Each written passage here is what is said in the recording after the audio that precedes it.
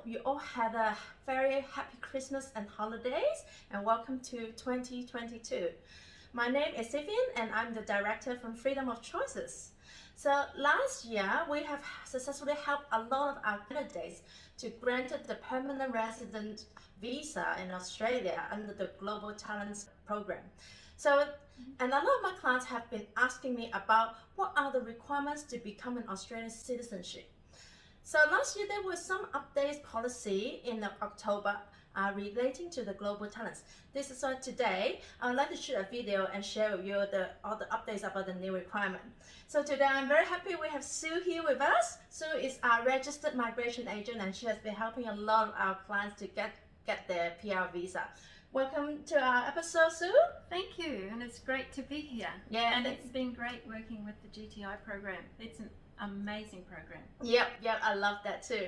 Yep. So today we're here to share about the new updates about the citizenship requirement. So Sue, in general, can you tell us about the general residence requirement for the Australian citizenship? Yeah, sure. So normally you would have to be living in Australia for 4 years and be a permanent resident of Australia for at least the 12 months before you apply for the citizenship.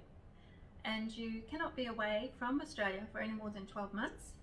And within that, counting within that 12 months, for the last year, you cannot be away from Australia for more than 3 months.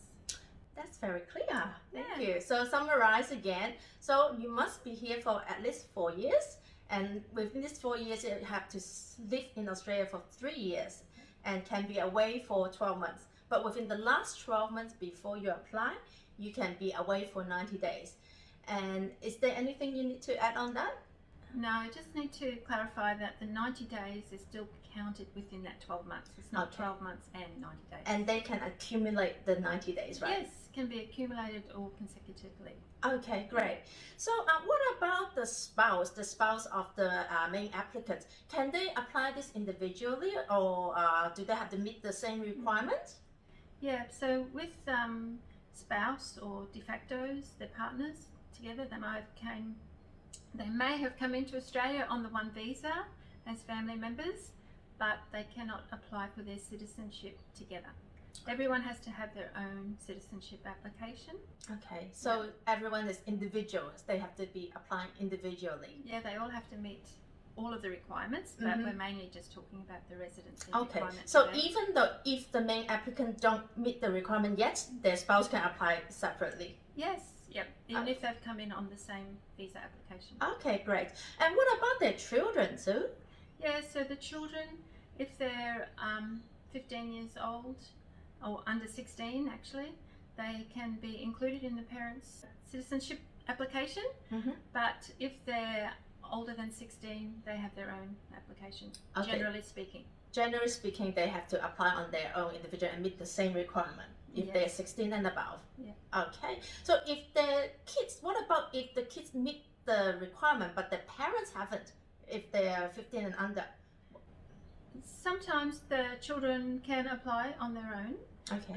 Particularly if the parent does not want to apply for the citizenship, because sometimes the parent might want to keep their natural one, the origin, country.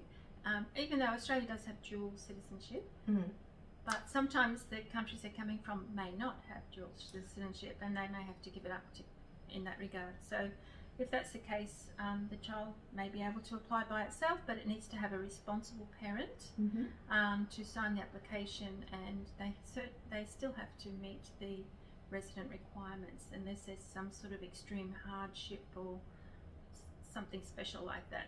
Okay, understand. All right, so is there any other requirement during the citizenship application?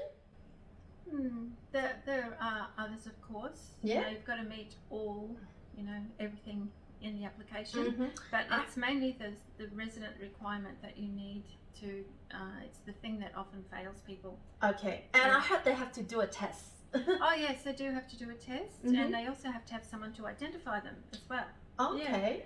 So with the test, they have to get, I think it's 75%. Okay. And there are 5 questions on there that are actually value-based, and they need to get 100% on those questions. Okay. They're fairly new. They've been added fairly newly, and we didn't have that a few years back. But the thing is, with the test, it's really good to practice it, and we do have a link on our Australian government site where you can practice as many times as you wish. Okay, so there's a link. It's even fun to do it with some friends and family when you're sitting around together having dinner, or it's a few drinks and stuff like that. It's quite fun. Okay, so it's a multiple choice test. Choice, yes. Okay, so I'll put the link below our comment section so you can follow the link to check out those practice tests.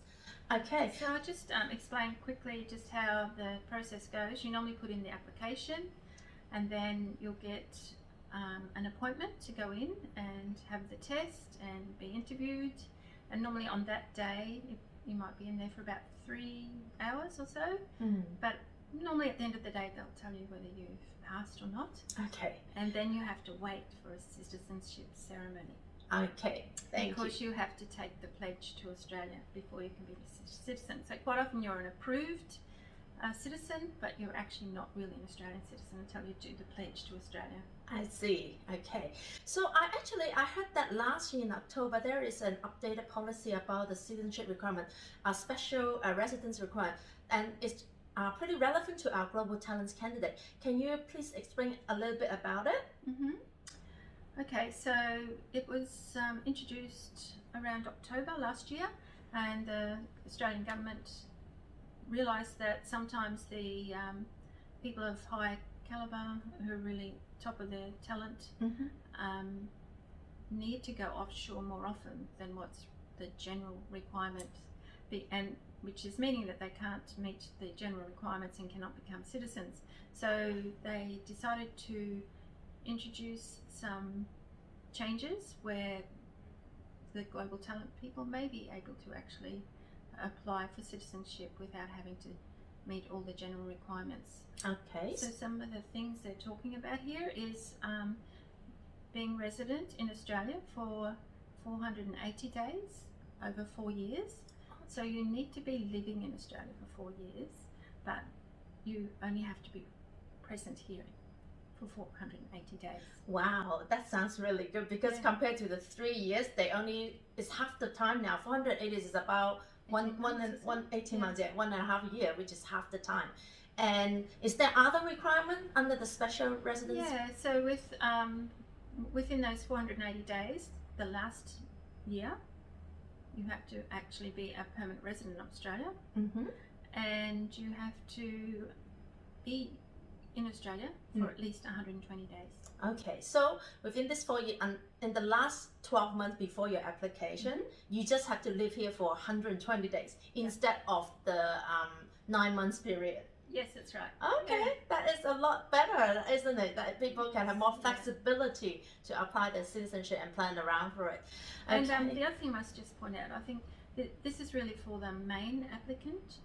On the primary applicant. Okay. And the application for the GTI must have been applied for or approved on or after the 27th of February 2021. Okay, so anyone who granted the visa on or before 27th of February last year, then you'll be entitled to have this special resident requirement to get your citizenship. That's good to know. So the spouse still have to meet the general requirement to apply for the citizenship. Yes. Okay. So still the 4 years, they can apply together, but they may have different requirement to meet. Okay. Yeah. So may I know, for example, what kind of profession or what kind of evidence they need to show that they can get these special requirements? So what will happen is when you apply for the visa application, there'll be questions asked about can you meet the resident requirements, and then you'll answer those, and then you'll have to show that you were actually in Australia for 480 days. So at least you have to work for an Australian employer. An Australian employer. Yeah. You have to be living in Australia. You can't be living in Hong Kong and just coming over here, or any country. So you have to be working for an Australian employer as well. And because there's other issues with these citizenship. You know, you have to sort of prove that you're going to continue to live in Australia and that you're benefiting Australia. So the one thing that's really good is in Australia we have the travel history that you can get from the Australian government. You apply for it. So it's a travel history record and it'll show all the times you've gone in and out of Australia. Yeah, so I think that sometimes it used to show on the passport, you know, with the customs in and out, but I think a lot of the electronics, they don't even check the stamp. That's right. Yeah, there's no stamp. So you can't go my passport is very clear now, no stamps because it's all electronics now. And it's also a nightmare because they stamp anywhere in the book, the ones that are stamped, and they stamp upside down and they're half At least when there's a stamp, I can check the date, but now there's no stamp. I can't even remember when did I travel. Yeah, so it's good to keep a good record of your travel history, you know, during your Well, you can always years. get it from the Australian government. It's free at the moment. You don't have to pay money for it. And you fill in a form and you can actually do it online now and it's really fast. It only takes maybe a couple of days to get it back now. It used to take a few weeks. Okay, that's great to know. And is there other evidence they need to prepare to show they meet this special requirement? Other evidence, well, they have to show that they're working for an Australian employer, that when they were offshore, they were actually weren't sort of just going on holidays for the whole time, they were actually working. So basically, it is a genuine business trip that is proven by your employer. Yeah, and most people for genuine business will have meetings over there for the company. They'll have might be attending seminars or running seminars and stuff like that. So they'll have all that sort of evidence that they can put forward. Okay, that's great to hear. Wow, that sounds a lot easier to plan for the global talents to meet the citizenship requirement. Well, thank you so much, Sue, for sharing us about the updates. So I hope you like our episode. If you like this video, remember to click the like button and click our subscribe button and don't forget the bell button so you know when our next episode is up. Thank you and see you next time. Bye-bye. Bye-bye.